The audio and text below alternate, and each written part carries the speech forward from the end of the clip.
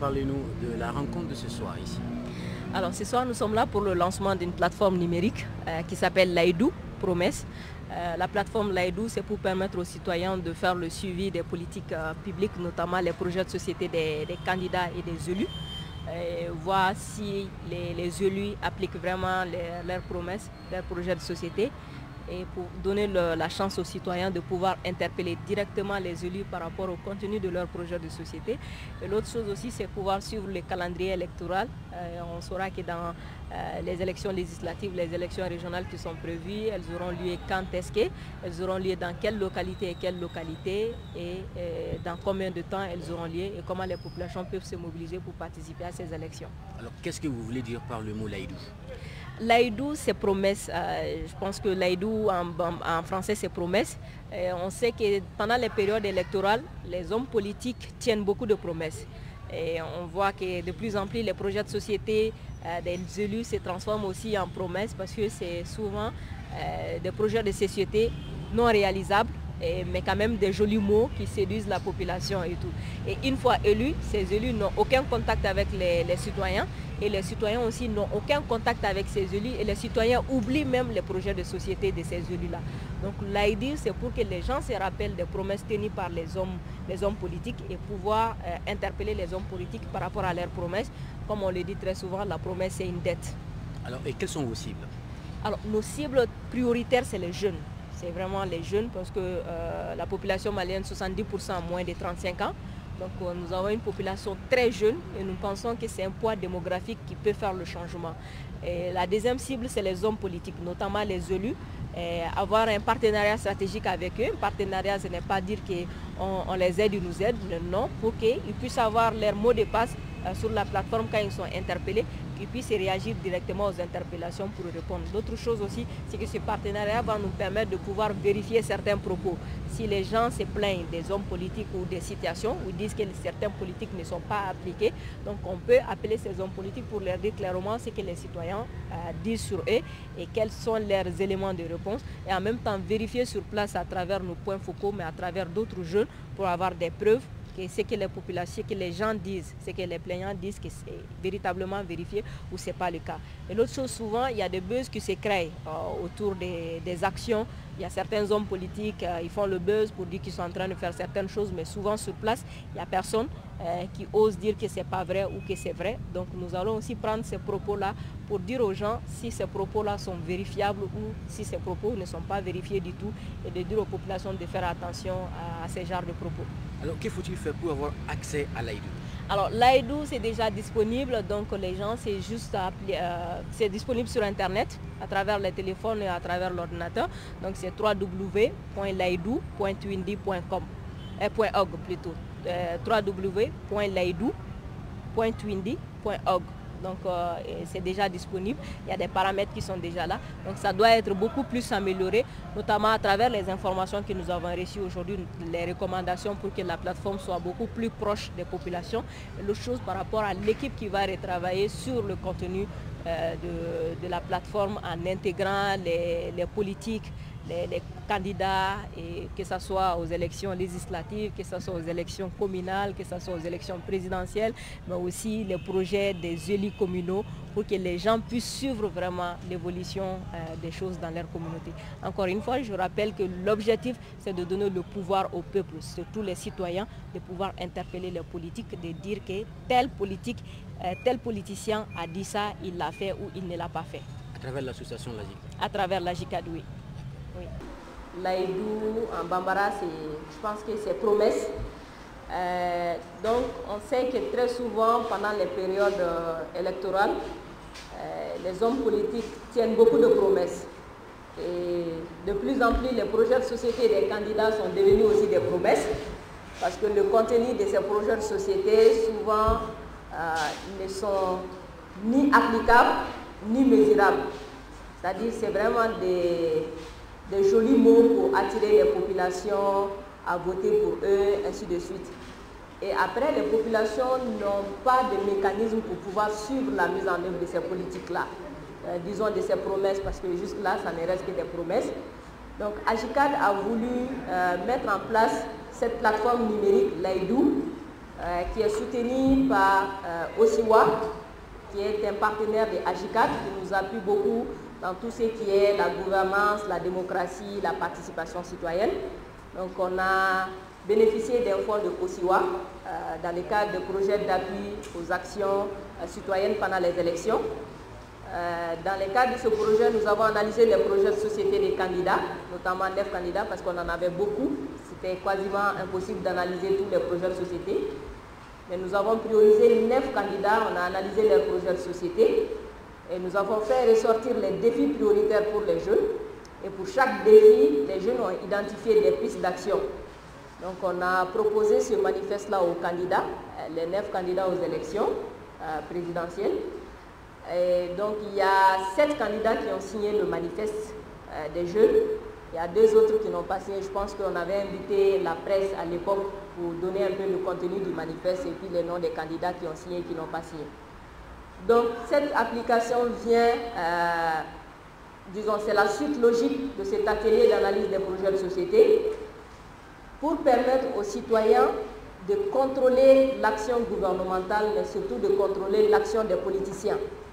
C'est-à-dire quand les politiciens disent qu'ils vont construire 500 ponts, il faut que les citoyens aient la latitude de pouvoir mesurer, de pouvoir contrôler et de pouvoir dire si ces ponts-là ont été construits, oui ou non, si ça a été fait dans les normes que le candidat a indiquées dans son projet de société, si ça a été fait dans les délais escomptés, si ça profite aux citoyens, ainsi de suite, ainsi de suite.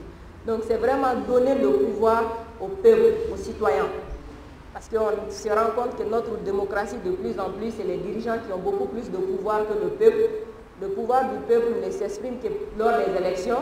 Et même là, c'est juste une petite partie du peuple qui s'exprime. Donc nous, on s'est dit qu'il faut que la grande majorité de la population malienne, qui est la jeunesse, que cette population, cette masse critique de la population puisse saisir les hommes politiques pour dire que, écoutez, désormais, ce n'est plus les promesses qui vont nous attirer, mais surtout les actions. Et l'autre chose, c'est qu'on évite d'être toujours les bénéficiaires des politiques, mais qu'on soit aussi les acteurs. C'est-à-dire quand les politiques disent qu'ils vont faire quelque chose, qu'on soit là pour dire s'ils ont fait ou pas, et non pas qu'on soit juste là pour bénéficier. C'est-à-dire on dit on va construire une école, bon, nous on est là, on attend l'école. L'école n'est pas construite, on ne se plaint pas. Non, on veut vraiment que la jeunesse malienne soit une jeunesse engagée, une jeunesse proactive, une jeunesse qui contrôle l'action gouvernementale, une jeunesse qui doit jouer le rôle de contre-pouvoir. C'est-à-dire, comme on le dit très souvent, le véritable contre-pouvoir n'est pas l'opposition, c'est la société civile. Et aujourd'hui, tout le monde sait que la société civile malienne, ce n'est pas cette société civile dont nous avons besoin pour contrôler l'action gouvernementale. Mais qui peut le faire? C'est vraiment les jeunes. Parce que nous constituons, vous allez retrouver les politiques, c'est-à-dire les projets de société des IBK et autres, qui vont permettre à chacun de pouvoir contrôler. Est-ce que ce que IBK a dit, est-ce qu'il est en train de le faire? Est-ce qu'un tel, ce qu'il a dit dans son projet de société, est-ce qu'il est en train de faire? L'autre chose aussi, ça va nous permettre de pouvoir contrôler un peu le calendrier électoral. C'est-à-dire, on sait qu'ils ont dit que les élections législatives et régionales vont se tenir en mois d'avril 2020 ou en mois de mai. Donc, de plus en plus, on va suivre. Alors, le mois d'avril arrive. Pour le moment, on ne dit rien. Donc, les populations, surtout les jeunes, peuvent commencer à interpeller les autorités par rapport à ça. On veut savoir, est-ce que les élections auront lieu? Est-ce que les élections n'auront pas lieu? Qu'est-ce qui a fait que ça n'aura pas lieu? Ainsi de suite. Donc, c'est vraiment ça. C'est une cérémonie qui ne va pas prendre du temps. On s'excuse vraiment du retard parce qu'on aurait dû commencer depuis 16 heures. Mais malheureusement, la circulation est un peu compliquée aujourd'hui avec la pluie et les accidents sur le pont. Donc on s'excuse vraiment. Ça ne va pas prendre du temps. On va prendre maximum 30 minutes sur les fonctionnalités de la plateforme et autres. Voilà, je vous remercie. Dans les actualités, vous allez pouvoir voir en fait tout ce qui se passe dans le domaine des élections et dans l'exécution des projets des élus. Je tiens à préciser que la plateforme vous permet non seulement de suivre les élus de votre localité, mais aussi des élus d'autres localités. Vous allez voir ici dans le maître un outil qui vous permet de voir un peu l'évolution des projets par rapport au président, aux députés, au président de région, là il s'agit des gouverneurs, des maires, pouvoir voir des lois. Donc vous allez pouvoir voir des lois, télécharger et même voter des lois sur la plateforme directement.